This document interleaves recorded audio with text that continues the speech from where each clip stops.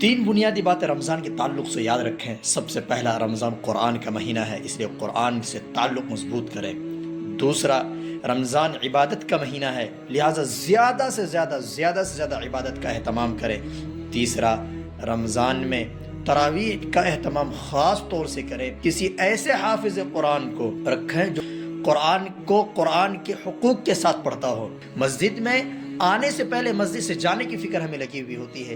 مجھے افسوس ہوتا ہے ایسے لوگوں پر جو لوگ اس امام کی تعریف کرتے ہیں جو امام کے 35 منٹ میں، 40 منٹ میں، 50 منٹ میں 20 رکعت تراویح پڑھا کر 1.5 پارے 2 پارے پڑھ کر تراویح کو مکمل کر دے اور لوگ اس پر خوش ہوتے ہیں۔ ریل حافظ صاحب کہتے ہیں جلدی بازی میں فاسٹ پڑھنا، نہ الفاظ کی صحیح تشخیص ہو، نہ الفاظ کی صحیح ادائیگی ہو، یہ پڑھنا یہ قرآن کا مذاق ہے۔ اس لیے اس رمضان قرآن بہترین انداز میں، اچھے انداز میں سننے کی کوشش کرے۔ اللہ توفیق عطا فرمائے۔